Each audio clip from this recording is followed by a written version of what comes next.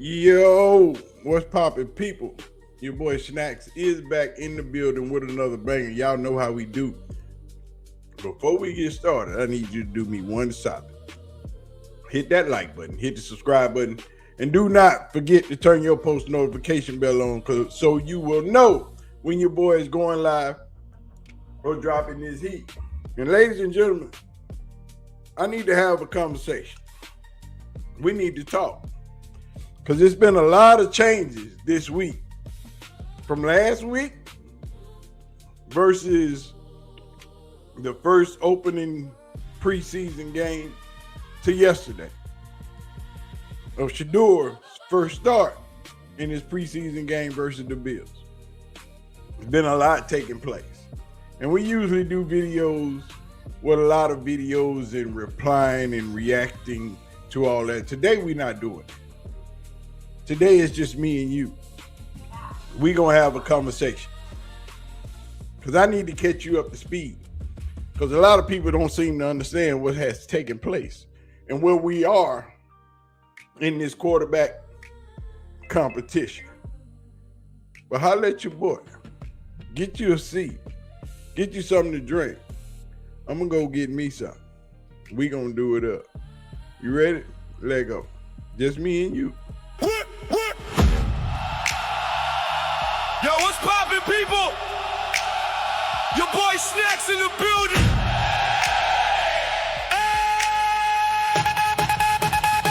Another banger.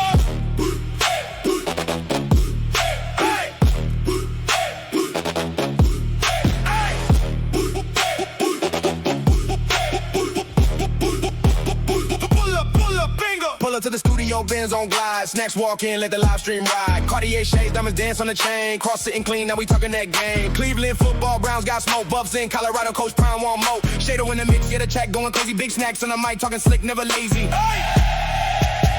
So serious, it gets dangerous. Pop that shit. Snacks. Going live, better like and subscribe. Hit that bell one time, let the whole chat vibe. Drop that comment, tell me what you think. Another damn banger before you even blink. Bigsnackks, yeah, we back again. Cartier on, let the live stream begin. Like, subscribe, comment, tap in. Another banger. Your boy Snacks, peace out.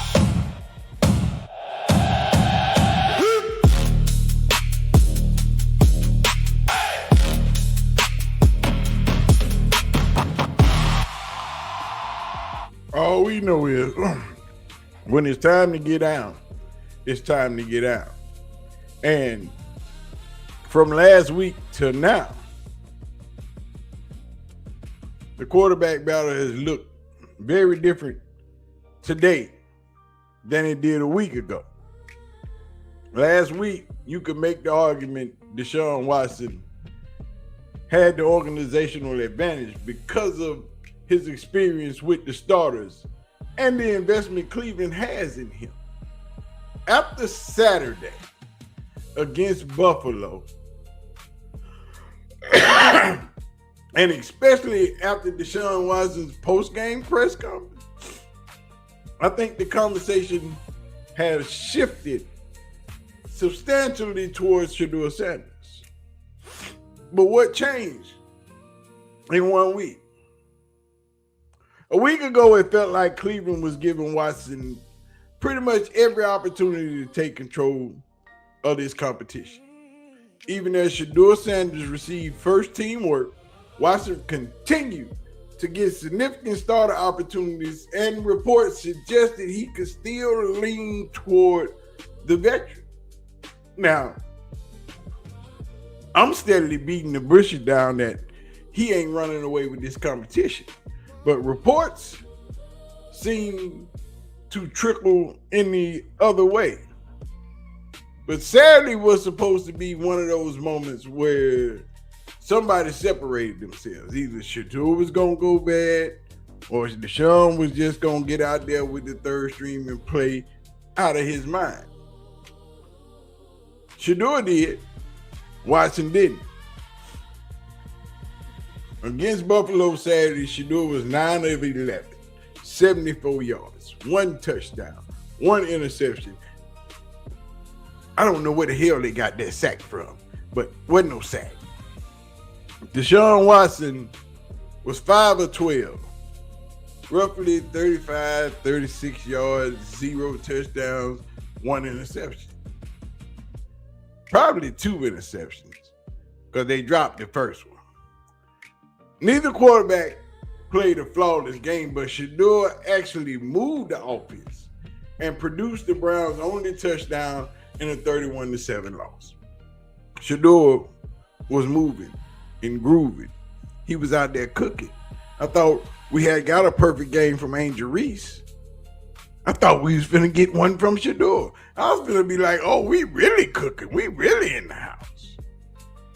The Browns on site highlighted his third down composure and the 11-play touchdown drive he finished with the scoring pass to the one and only Luke Floria in the back of the end zone. And remember the bigger picture. This isn't one game. We watched Shedeur repeatedly make the argument throughout camp that he can operate this offense. Cleveland has given him first team 11-on-11 work. And this past week, he was again taking first team reps as the competition continued. Then Deshaun walked into that press conference. This is where I think the competition may have changed beyond football. Watson called the home Bulls disrespectful. He said they felt personal.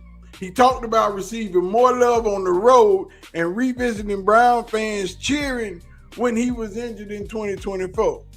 Now, I'm looking at Todd Monken like, Coach, you sure you want this to be your week one storyline? This guy. Because your quarterback isn't just battling Shedeur anymore. He battling his own fan base, and that's the problem. You tried to establish a new culture with a new head coach before week one even arrives. Your potential starting quarterback has a hostile relationship with the people buying tickets. Meanwhile, look at how Shedeur handled essentially the same situation. Reports from Saturday said Shedeur actually showed empathy toward Watson while acknowledging that the fans had a right to express themselves. He wasn't cool with it. He wasn't down with it. He called it disrespectful, but he understands that the fans want what they pay for, and they paying for wins. And during Deshaun's tenure here in Cleveland, Deshaun hasn't produced wins.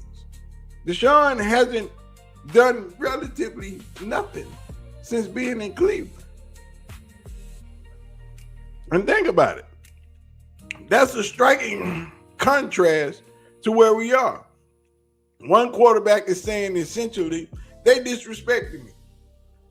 The other quarterback, the younger one, shedeursanders, is showing that, yeah, but I understand both sides. That's the leadership shit we've been looking for. That's what we've been talking about. That's what we keep jumping up and down with this Cleveland media about. And even they continue to disrespect shedeursanders. And that's why I believe Shedeur won this battle. The battle is over with. Todd Monken just need to say that Shedeur, from this point forward, is our quarterback. And Deshaun Watson gonna have to have that talk. I've been telling y'all about that talk. You know that talk where Todd Monken tell Deshaun, hey, I'm gonna need you to meet me in my office. We need to have a conversation. And when you walk in that office, it's Jimmy, D. Haslam, Andrew Berry, Todd Monken. And you get that sinking feeling in your stomach that you about to get that talk. It's about time to have that talk.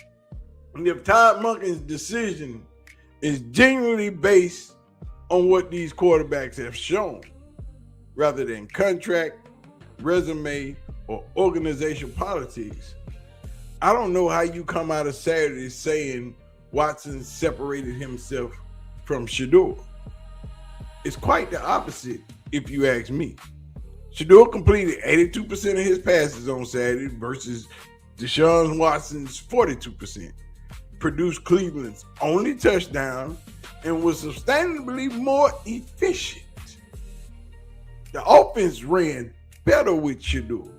You didn't have all of those things that the Cleveland media is constantly trying to tell you about the problems that Shedeur has. Unable to get in and out of the huddle. Unable to be consistent with the cadences that Todd Monken wants him to use.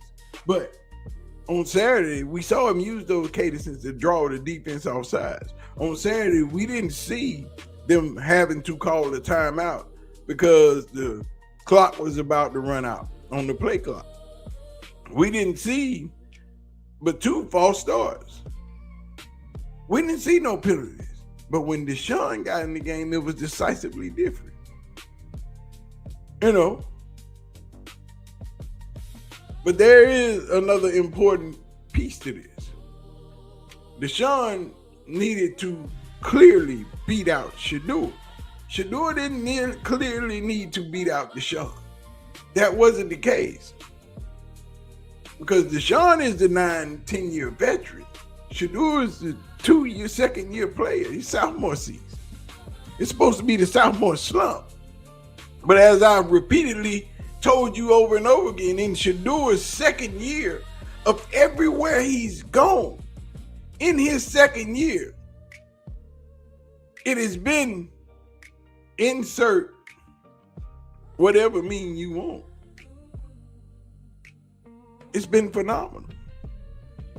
It's been 10 times better than it was the first season he was in.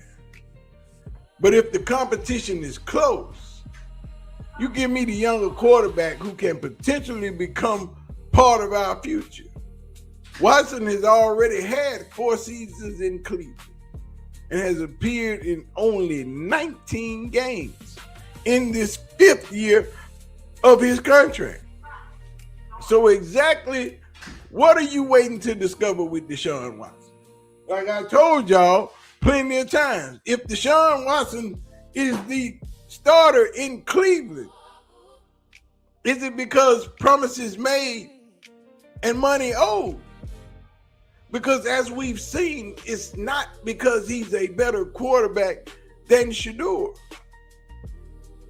Shedeur is that guy. Shedeur has constantly been consistent in game, in practice, in the street, in the community. Shedeur has been that guy over and over and over again, but the Cleveland media is constantly trying to tell you he's not ready. But why? So what are you waiting on to discover with Deshaun Watson? With Shedeur, you know his ceiling is way the hell up there. But let me hurry up and get out of here. Last week, this was still Deshaun Watson's job to lose. Today, I think Shedeursanders should be given the job. Because Shedeur just did not survive the competition. He outlasted it. He took the reps with the 2s. He took the reps with the 1s. He took the criticism. He took the pressure.